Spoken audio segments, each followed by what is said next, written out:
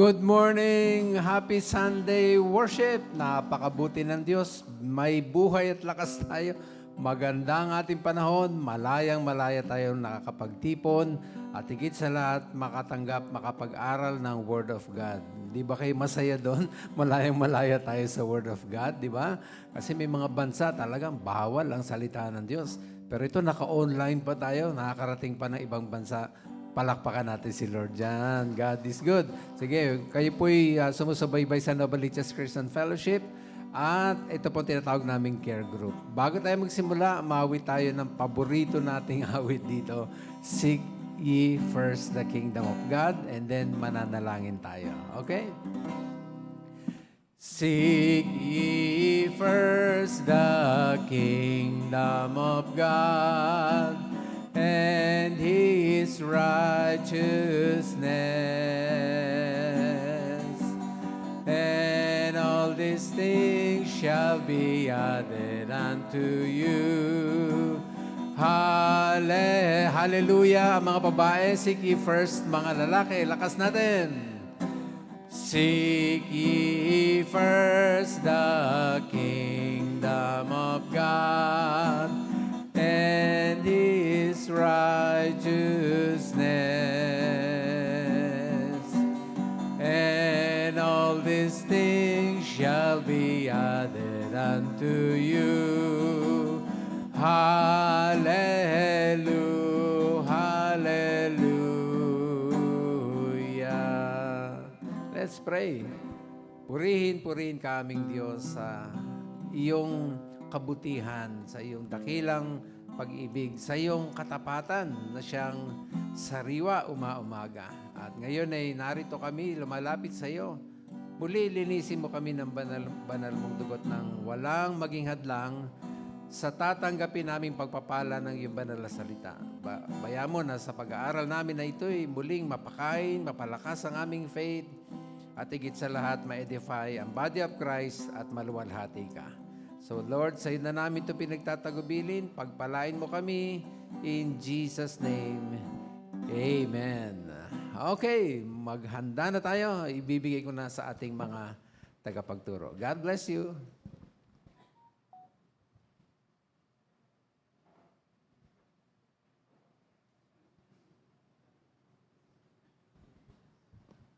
It is the second Sunday of our New Year. Happy New Year pa rin sa inyo, no? Pero again, how fast time flies. Kasi kailan lang nagbabatian tayo ng Merry Christmas and Happy New Year. Tapos ngayon, pangalawang linggo na ng ating bagong taon. I wish you blessings at sana po ang inyong makinis at smooth running na buhay ay magtuloy-tuloy hanggang end of the year. I am Gigi Dantes and this is your online care group lesson dito po sa Novaliches Christian Fellowship. Pamagat po natin dito ay What God Wants for You. Ang ating particular na series ay Be Worshipful. And can you imagine tayo po ay nasa part 16 na po. Join me until the end kasi this is po an interesting study.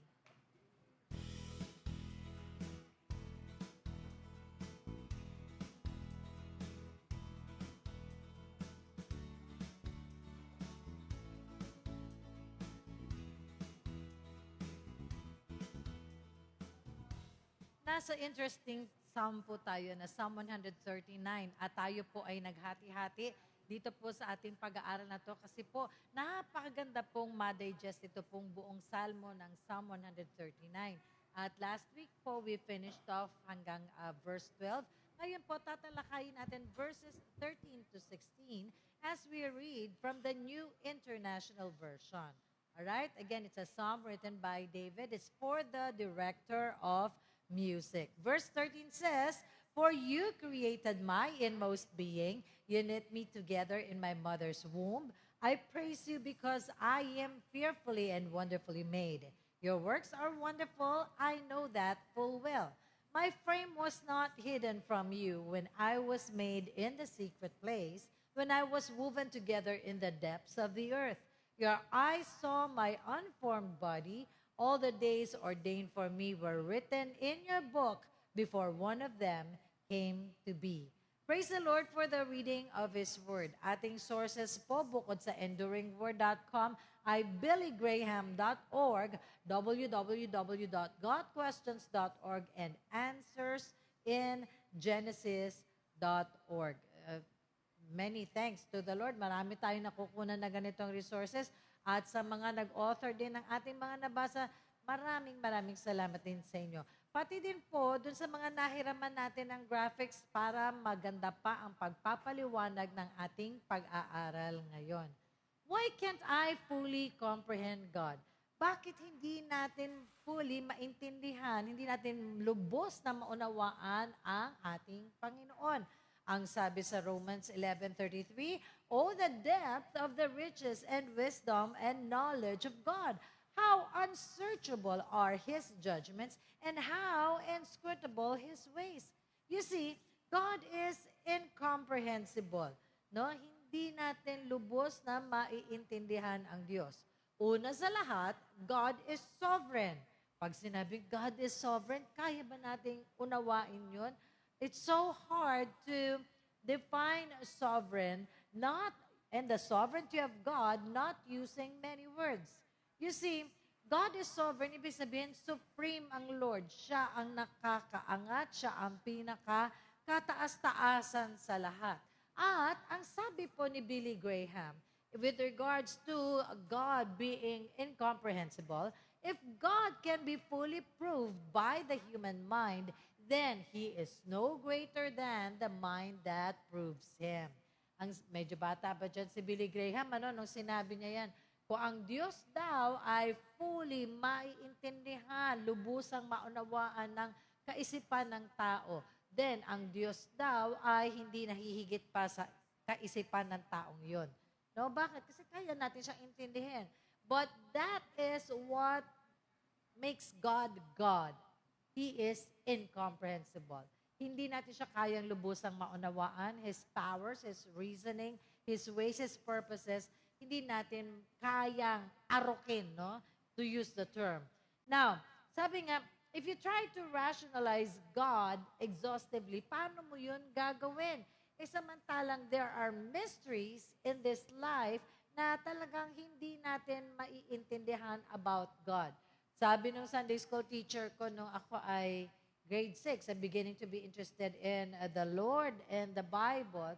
Sabi ko, may mga questions ako na, bakit po sa Gospels, meron binanggit sa Matthew na hindi binanggit sa Mark, na binanggit sa Luke. Iba ang pagkabanggit sa Luke at sa John ay lalong kakaiba.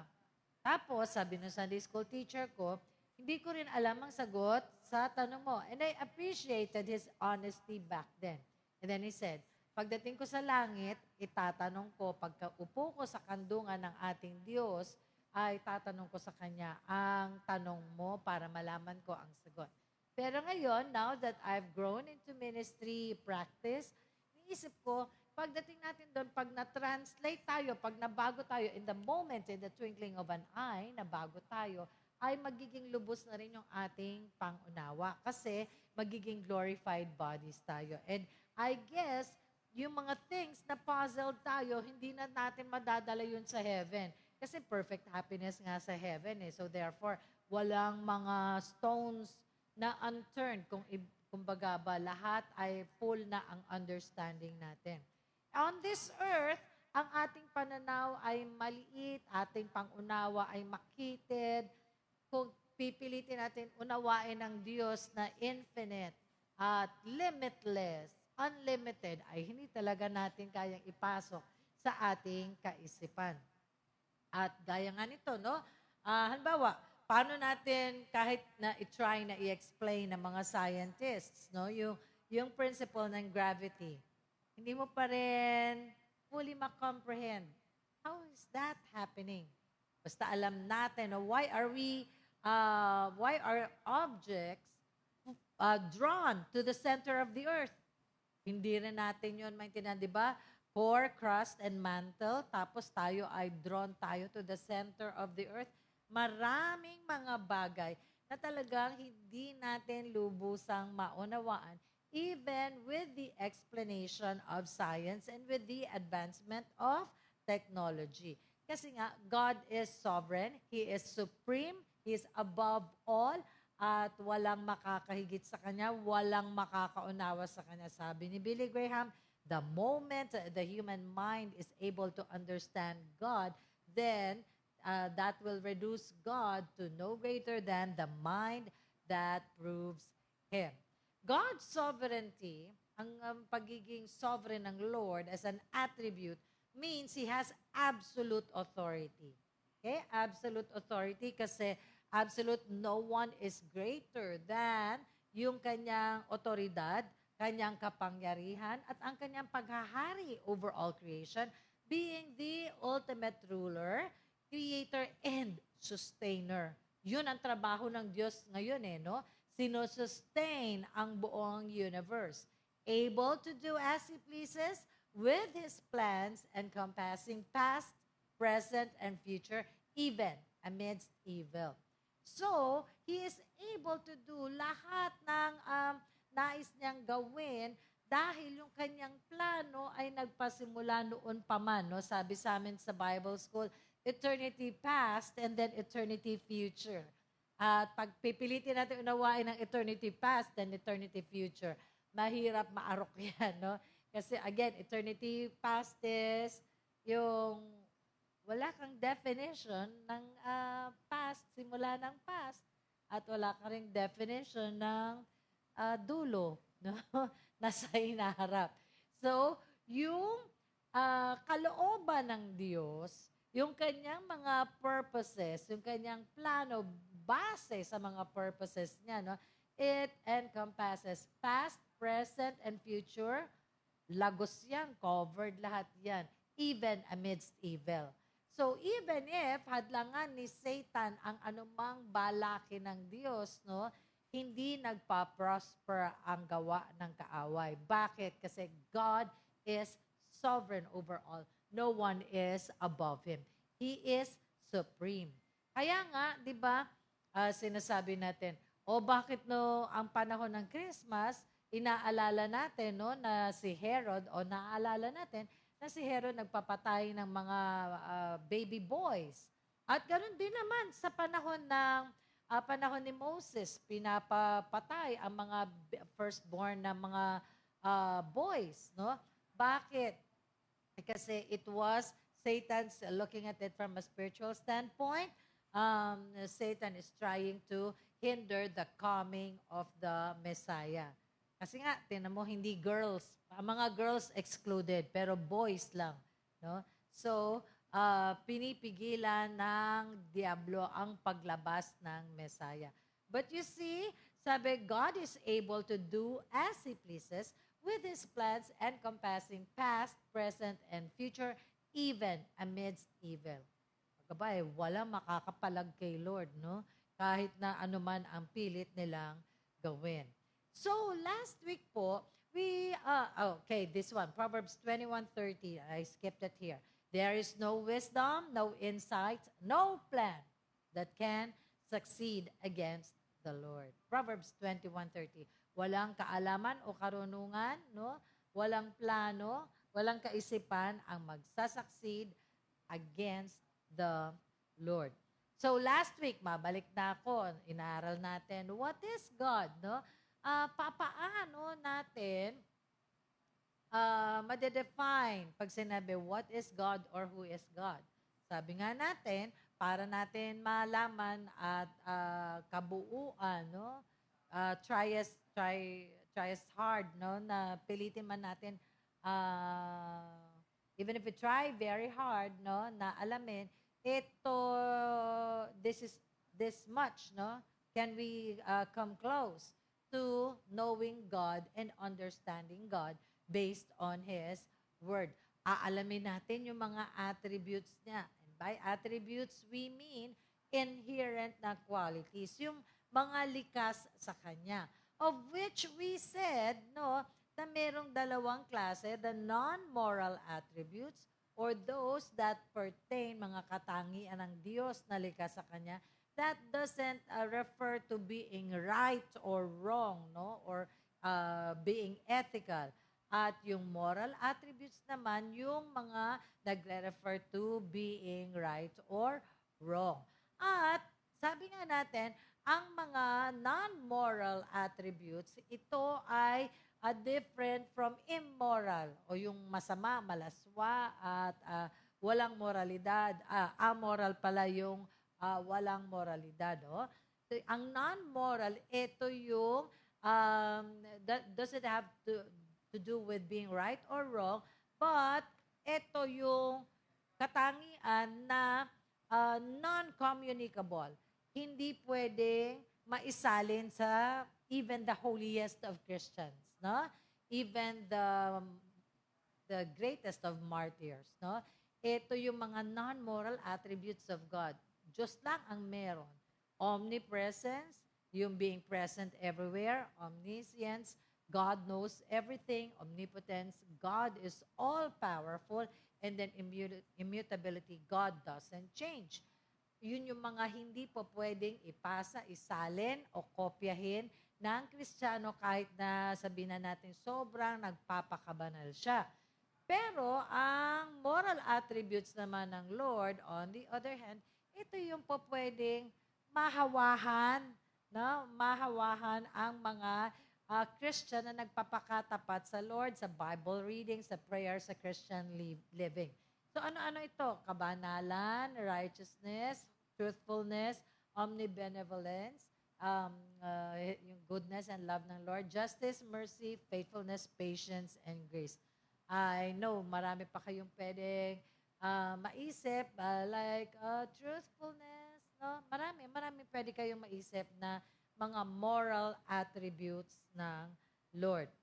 At sinabi natin na ang Psalm 139, ang lahat ng ito ay maraming naka-contain dyan na doctrine, no? Doctrine of God.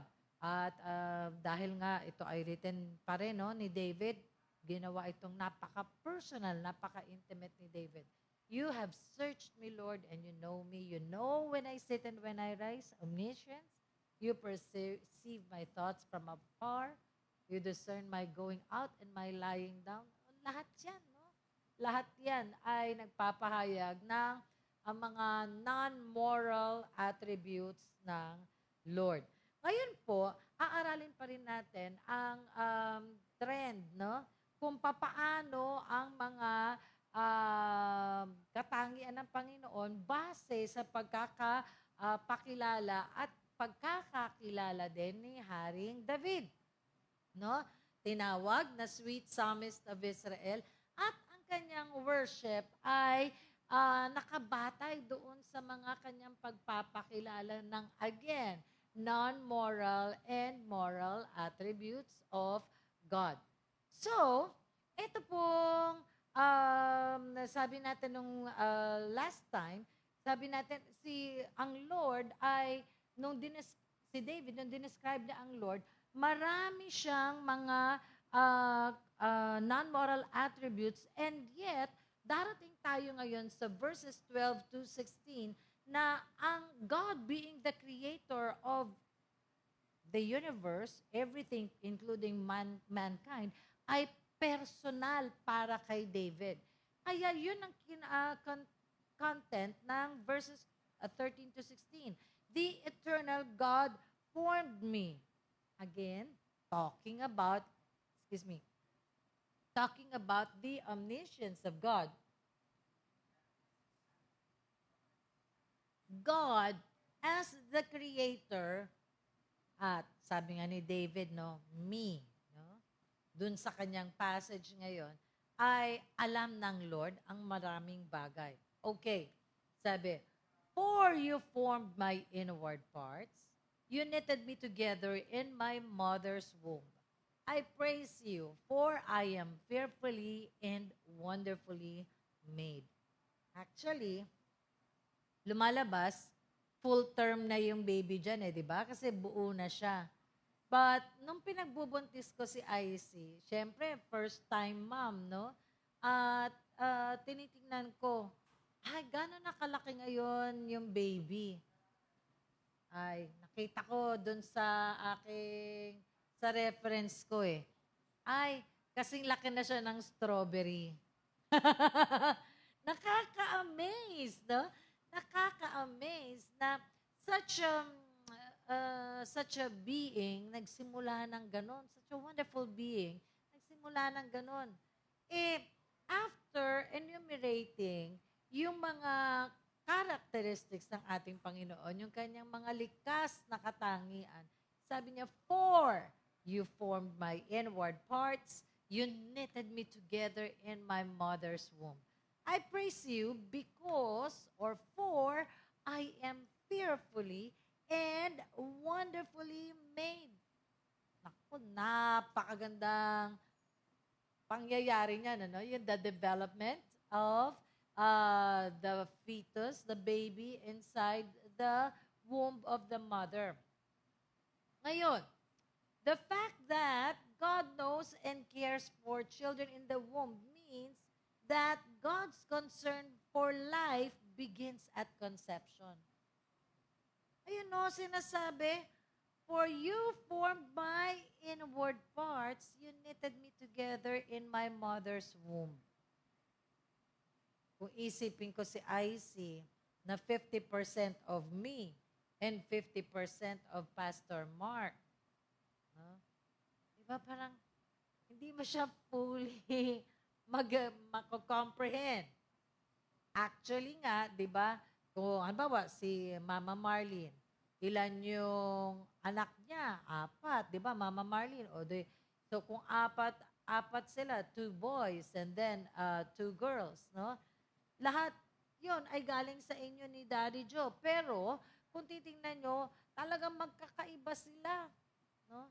Eh kahit na nga identical twins eh. Oh, may mga kilala kong identical twins nung bata pa sila, when they were younger, hindi ko sila ma-differentiate. But they come to a point na, ay, nadi-differentiate ko na. Bakit? It's like nagkakaiba sila ng itsura based din sa kanilang outlook sa buhay, sa kanilang decisions sa life. So sabi dyan, "For you formed my inward parts, you knitted me together in my mother's womb." O hindi ba si Jacob at si Esau din sa Bible, ang pagkakadescribe, yung isa hairy, yung isa reddish, no? So, sabi dyan, ganyan ka-wonderful ang pagkakagawa ng Lord sa atin. Now, some people argue na moral daw, tama daw, wika, na ang prinsipyo ng abortion. Kasi ang mother daw has the right to do as she pleases with her own body. Pero ang Psalm 139, nagsasabi, ang tingin na ng Panginoon, no matter kung gaano kaliit yan sa pagsalubong pa lang ng mga reproductive elements ng lalaki at ng babae, person na ang tingin ng Bible dyan. That's when the DNA is beginning to form. No? "For you formed my inward parts." Tao na yan. Kaya it's never right to have an abortion. Hindi maja-justify yan. Now, ang sabi nga, "My frame was not hidden from you when I was made in the secret place, when I was woven together in the depths of the earth." Yan ang sabi ni David. Bakit sinabing woven together in the depths of the earth? Well, it's because the womb kasi is parang an unknown place. Doon tayo lahat nang galing. Ako, up to now, iniisip ko, paano ako nakapagdalang tao, like now, nakikita ko si Isis getting na lumalaki, no? 20 years old na yung anak ko, magte-21 na in March. And yet, I cannot fully comprehend na sa akin nang galing siya. Paano ko siya nailabas? Well, of course, hindi ko naman iniluwal ng ganyang kalaki. Pero the wonder of childbearing, the wonder of reproduction, no, as designed by God. My frame was not hidden from you when I was made in the secret place, when I was woven together in the depths of the earth. Kasi nga, ang womb, kahit doon tayo nang galing, it's like the depths of the earth. Your eyes saw my unformed body. All the days ordained for me were written in your book before one of them came to be. At alam nyo nga, yun nga sabi ni David, I am fearfully and wonderfully made. Hindi pa pwedeng maging tama ang abortion because the making of the human person begins at conception when the two elements meet together. Tao yan. And being pro-life isn't a political position. It's a biblical position. Hindi lang siya, kasi kung Republican ka, ganito ka. Kung Democrat ka, ganito ka. Hindi ganyan. To be pro-life is a biblical position. Hindi lamang sa Psalm 139:13, ganon din sa Jeremiah 1:5. Sinasabi, before I formed you in the womb, I knew you. And again, hindi pwedeng tama ang abortion because yung baby na yon ay walang kalaban-laban. Sabi, God hates the shedding of innocent blood. Kawawa naman yung baby, Tao na yon kahit na isang tuldok pa rin yun sa tiyan sa sinapupunan ng kanyang nanay. At again, paulit-ulit, sasabihin ni David, I praise you for I am fearfully and wonderfully made. Alright. Si David, na nag-author nito, marami siyang kayang gawin at marami siyang, sabihin na natin, opisyo. Maraming na-label sa kanya. He was a shepherd, a special forces soldier, a hero, a poet, and a king. Now, yung iba pa nga dito ay meron pang pwede idagdag dito sa kanyang CV, sa kanyang resume. Scientist. Because with the mind of a trained biologist but the skill of a poet, David declared that he was fearfully and wonderfully made. I write. Among the many forms of art that God has enabled me to do by His grace, I write. And yet, ang ganda pag binasa natin yung poetry nitong Psalm 139, the way na isinulat ni David, parang pag ini-imagine ko they would call it dito sa Pilipinas, dati meron, hindi ko alam kung meron pa ngayon secular naman poetry bar, sometimes self-exaltation ang nangyayari doon, sometimes lost love ang mga topic doon. Basta meron nagbabasa ng poem or nag-articulate ng poem na from the heart and then it's beautiful. Yung lyrics niya beautiful, napaka-lyrical, napaka-picturesque, napakaganda, napaka-artistic. And this is what David did dito sa Psalm 139. With the mind of a trained biologist, but the skill of a poet, he declared that he was fearfully and wonderfully made. Wow! The mind of a trained biologist. How could he have said that? How could he have said all those things? You knit me together in my mother's womb. Yung pagka daw tumingin tayo sa microscope, yan. Pag tumingin tayo sa microscope, makikita natin yung workings of the human body, kung gaano ka-stunning in design and execution. Ilang body systems ang meron tayo? Diba? Merong circulatory, skeletal, muscular, digestive, respiratory, nervous. Diba? Ang dami yan Ang dami. Kaya nga sabi daw, ang human body daw is the greatest machine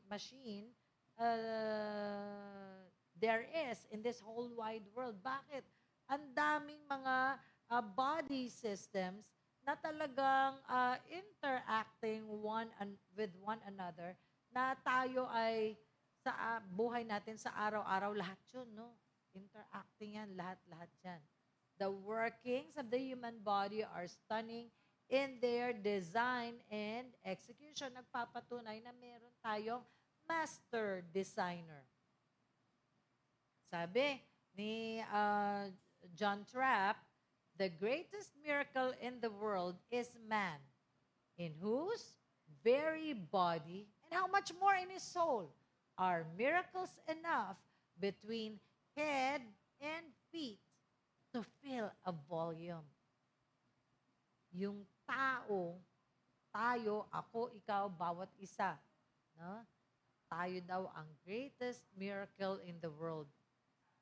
Sa body pa lang, how much more pa yung pagliligtas ng Panginoon sa atin sa kasalanan.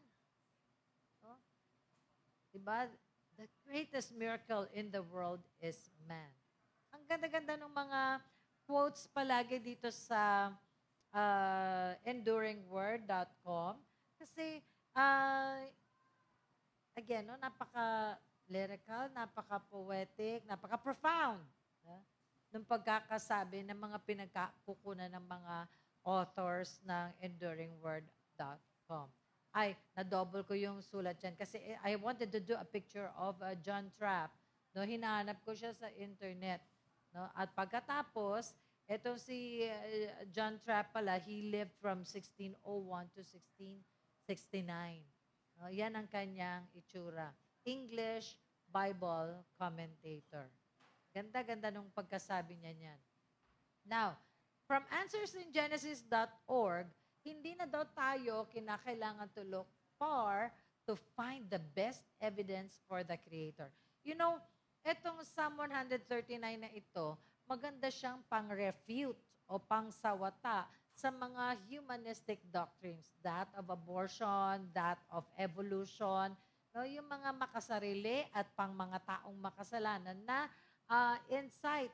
So from answersingenesis.org, sabi, hindi ka na kinakailangan to look far and wide to have that best evidence for the Creator because your eyes are a good starting point. The fact na ikaw ay nakakakita and you can behold beauty. No? Wala pa namang taong nakakagawa ng matay. No? Ang Lord lang ang tanging nakagawa ng mata, the hearing ear, and the seeing eye, the Lord hath made even both of them. Proverbs 20:12. Diba? Clinone ang sheep. Si Dolly ba yan, IC, yung first na sheep? The scientists attempt to copy, no? Yung sheep. Kaso naging enormous yung laki. No? And yet namatay din. Pero, again, when one is born into this world, no, una muna natin ina-assume na, ay, nakakakita siya, ay, nakakadinig siya. Up until that person shows signs of parang hindi yata. Then we have him check. Proverbs 20:12 says, the hearing ear and the seeing eye, the Lord hath made even both of them. I am fearfully and wonderfully made, sabi ni David. Now, ito yung types ng white blood cells. I dug a little bit more into science. At namangha ako dito. And pagpasok ng bagong taon, syempre, tayo mga may edad, no? Time na naman tayo to get ourselves checked, no? Papalaboratory na naman tayo. Every what? 3 months, 6 months, or 1 year? Ito pala yung mga ibig sabihin ng mga values sa urinalysis. O ano-ano yun? Okay, bababasa natin, di ba? Neutrophils, eosinophils, basophils. And then here we go. Sabi natin, ano ba kasi itong neutrophils? Minsan kasi sasabihin ng doktor, wala lang yan. O tama, okay. Pag tinake mo itong antibiotic na to, okay yung count na yan. Ano ba itong eosinophils? Viral nga, viral. Yung sakit mo, hindi bacterial. Ano ba itong basophils? Alright. So namangha ako sa isang site that proves na meron tayong creator na talagang dakila yung kanyang pagiging designer sa atin. Ang neutrophils pala, pag nabasa natin yung ating urinalysis, they are the first responders and they engulf and destroy bacteria and fungi via phagocytosis. Blah, blah, blah. First responders, sila yung unang magre-react. Kukulungin nila ngayon at i-destroy yung bacteria at yung fungi. O ngayon, basahin natin. Tama, within range yung aking values dyan. Eosinophils, ano naman yan? They defend against parasites involved in allergic reactions. So kung may allergy tayo, para hindi mapasama yung ating allergy, no, eosinophils. Ito ang mga white blood cells na lalaban dyan. Meron naman tayong mababasa uli sa ating urinalysis. Basophils. They release histamine and heparin during allergic and inflammatory responses. O, di ba? Sabi ni Aisy, Mami, bili mo ko ng cetirizine because he has been sneezing and sneezing. O, kailangan natin ng mga antihistamine para panglaban, no, sa ating mga allergic reaction. So, meron din pala yung ating mga katawan na panglaban dyan. Lymphocytes, produce antibodies and regulate immune response. The B cells, the antibody production. The T cells, the cell mediated immunity. And then the natural killer cells. They destroy virus-infected and cancer cells. See? Niligay yun ng Lord sa atin.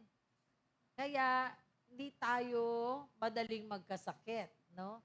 Kumbaga ba, the body, our own bodies can remedy kung meron tayong nakasagupang hindi maganda sa katawan. The monocytes differentiate into macrophages. They engulf pathogens and dead cells. Namangha ako, sabi ko, these are things that I would only read from a lab result. At ito palang ginagawa dito sa ating katawan. I am fearfully and wonderfully made. Kita niyo yan. At meron tayong heart, no, na kailangan mag-work siya efficiently para ma-pump ang mga nutrients sa ating katawan, para ma-feed ang mga ito, para tayo ay mayroong panglaban sa sakit. And depending on how young or old you are, hindi pa tumitigil sa pagtibok ang puso mo from the day you were born. I praise you for I am fearfully and wonderfully made. Now, sabi ng Lord sa Genesis 2:7, Then the Lord God formed the man of dust from the ground and breathed into his nostrils the breath of life, and the man became a living creature. No wonder, ang composition ng ating pangangatawan ay mayroong mga elements na makikita sa lupa kasi galing tayo sa lupa. I am fearfully and wonderfully made. Yan, I think kinuha to sa isang palabas ng Adam ba? No? Pag tinignan natin ang composition ng human body, oxygen, 65% carbon, 18% hydrogen and oxygen, no, like 75% water ang ating body, sasabihin ng science, nitrogen, calcium, and phosphorus, potassium, silver, sodium, chlorine, magnesium, and other trace elements. Lahat yan matatagpuan sa lupa because the Bible said the Lord God formed man of the dust of the ground. At ito ay katanungan, what happens when I die? Sinagot din ng Bible yan, sa Ecclesiastes 12:7. And the dust returns to the earth as it was, and the spirit returns to God who gave it. Galing sa lupa, babalik sa lupa. Sabi ko nga, kasi syempre, kami ni Pastor Mark, ang aming family, pagka nakaka-witness kami ng cremation, sinasabi namin, safe ba ang cremains, yung cremated remains, ang cremains, safe ba yon? So parang I think phosphorus lang yata ang natitira doon. Salt and phosphorus lang yata. Kaya relatively safe. Again, tayo naman ay galing sa lupa, babalik din naman tayo sa lupa. And sa ate baby biglang awa, she would tell me stories na nilibing nila si Kuya Ben. 5 years, 11 years later, 10, 7, 11 years later, nakita nung in-exhume yung body, ay talagang nawala. No, hindi mo malalaman kung bakit nawala yung body parts. Ang natirang ngipin at saka buhok, no? But nawala, naubos. Pati daw damit, naubos. And the dust returns to the earth as it was, kahit na pa naka-coffin, naka-casket, and the spirit or the breath of life, no, na binigay ng Lord, returns to God who gave it. Ngayon, sabi ni David, no? I am fearfully and wonderfully made. What about daw the vestigial organs? O yung mga organs na nandyan sa body natin na sabi, ay walang pakinabang. For example, appendix. O you can live without an appendix, right? Yung tailbone, yung tonsils na pwede naman tanggalin, lalo't kung prone ka sa infection. The tailbone, the wisdom teeth. Bakit ba nagkakaroon ng wisdom teeth? Impacted, ang sakit-sakit. Sabi ay, bakit daw merong ganyan kung fearfully and wonderfully made at ang pagkakagawa sa atin ay merong master designer? Ay, no, walang actually, kahit meron tayo yan, walang problema yan sa ating mga Christians. Because, ina-argue kasi ng evolutionists, no? Na dati daw meron yan,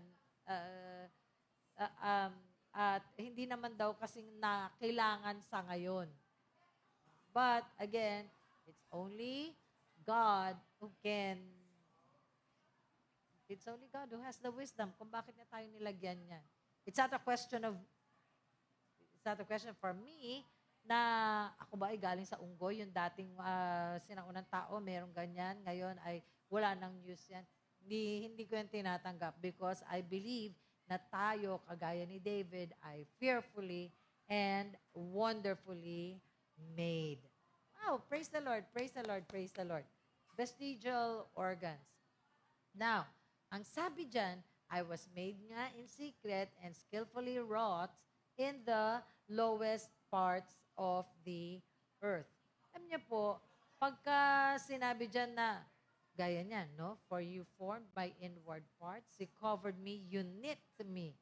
Kasi daw, ang rendering actually niyan ay parang embroidery. Nakakita na ba tayo ng mga sa TV, no? Mga documentary, mga elaborate na gowns?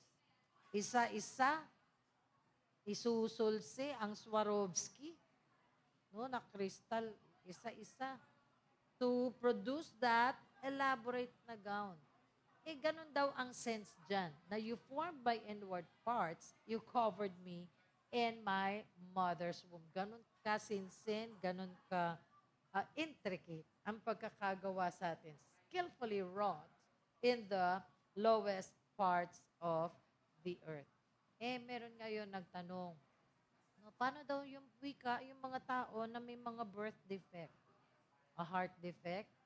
O si Pastor Mark, sabi, meron daw siyang congenital na heart ailment noon, no? Kasi, sabi sa kanya, naoperahan siya sa puso when he was 5 years old. Kaya pala nangyari yon kasi tayo pala yung heart natin na nagko-connect sa ating mother. Pagka daw, upon infancy, paglabas natin sa womb ng nanay natin, upon infancy, nagko-close yun ng kusa. Yung kay Pastor Mark daw, hindi daw nag-close. Kaya butas yung kanyang puso. And so daw, when he was in grade 1, nakita nung doctor na grayish yung kanyang mga fingernails. And then, the doctor said, you go home and you tell your mommy that you need surgery. So, doon na nga, nagkaroon siya ng closure. So, ang tawag po doon ay, sa surgery na yon ay post-patent ductus arteriosus. Sinara yung butas. Kaya, ngayon, ang kanyang heart ay normal na. Except that, it's tilted a little to the left Because nung nag-grow, syempre, mag-a-adjust lahat yan. What about daw yung may mga heart defects, mga cleft palate, may mga abnormal limbs, yung mga neural tube defects, no? Eh sabi, I am fearfully and wonderfully made. Well, we must understand na ang tao ay nag-fall, no? At yung pagiging merong defect ng ibang mga tao ay pag-apekto, no? Doon sa nung kasalanan na nila Adam and Eve na gumapang sa human race. Because again, fearfully and wonderfully made. But kung titignan natin ito, yung pagkakaroon ng defect from birth ng mga babies na ito ay mayroong kapahintulutan ng Lord. Hindi man natin alam, hindi man natin kang kayang arukin ang isipan ng Lord, bakit niya pinahintulutan? Well, we have come to understand na yan ay may kapahintulutan ng Lord. May purpose ang Lord. At I know kung tama ang pananaw ng isang tao naging Christian siya or ang family na nagkaroon ng defect, I know na ang Lord pa rin ang maluluwalhati sa lahat ng ito. And while we may not have the explanation in this life, later on, pag tayo ay kapiling na ng Lord, we will come to understand bakit inalaw ng Lord, ano yung kanyang purpose. At alam niyo po, sabi nga, still, with the eye of faith, we can see the hand of God at work in what defects or injuries He would allow in His providence. Makikita pa rin natin if we choose to see it the way God would like to see it na meron siyang kapahintulutan. We learned a lot today, not just the doctrine of God, but we learned about the doctrine of man as the Bible sees it, the biblical anthropology. Marami kasing pananaw, tungkol sa anthropology, kung paano nagkaroon ng tao sa mundo. Like tayo mga Pilipino, turo sa atin, nabiyak yung kawayan, lumabas si malakas at si maganda. That's our local version of anthropology. What we learn today is biblical anthropology apart from theology or the doctrine of God. Kung papaano ginawa ang tao, papaano nagsisimula ang buhay ng tao. At again, ang sabi ng Psalm 139, your eyes saw my unformed body. Prenatal. Prenatal. Hindi ka pa nabubuo, kita ka na ni Lord. That's the omniscience of God. That's the eternality of God. Hindi ka pa nabubuo, Baka nga hindi ka pa man lang idea o hindi pa man lang pinanganak ang magulang mo. Siguro that's a better way of putting it, Your eyes saw my unformed body. All the days ordained for me were written in your book before one of them came to be. And tayong lahat ay masterpiece ng Lord. Ephesians 2:10. Masterpiece ng Lord. Workmanship. Sabi nga sa Ephesians 2:10 in another translation. We are God's masterpiece created in Christ Jesus. Bakit? Ang purpose ng Lord, again, sa atin, para magawa natin ang mga mabubuting bagay na dinisenyo niya na gagawin natin noon pa lamang. May design na si Lord para sa isa sa atin. You know what? God is sovereign over every moment of existence, prenatal and natal, and postnatal. At knowing God sees our unformed bodies changes how we see ourselves and others. Huwag natin sasabihin, fetus lang yan, hindi pa yan buhay. Because ang tanaw ng Lord, the moment na nag-meet ang element ng panglalaki at element ng pambabae, there is life, and life is sacred and should be honored. Everyone is seen, known, and loved by God. Oh yes, baka mas lalong, hindi naman siguro baka mas lalong, lahat tayo, pantay-pantay, whether you are buo or you have a birth defect, everyone is seen, known, and loved by God. At dapat, mamuhay tayo purposefully at mag-trust tayo sa plano ng Lord. Again, sabi ni David, I praise you because I am fearfully and wonderfully made. Your works are wonderful. I know that full well. Sinabi to ni David nang walang advances in science and technology. No? But meron siyang witness in his spirit. Maybe he was able to, the Torah, no? The first 5 books of Moses, no? I praise you because I am fearfully and wonderfully made. He knows, no, kung paano yung origin ng life. And so he can claim that for himself. I praise you because I am fearfully and wonderfully made. Your works are wonderful. I know that full well. Si David, na-utter niya tong words na ito nang walang advances in science. And yet, ganun siya magpuri. Eh, di mas lalo na sa atin, dapat ngayon, na naturuan tayo ng science, how intricate the human body is. At sabi nga, what greater miracle pa with the soul of man, sabi ni John Trapp, no? Dapat daw, kung ganyan na magpuri si David, na yun ang kanyang kaalaman, dapat daw, mas higit pa tayo magpuri kay Haring David.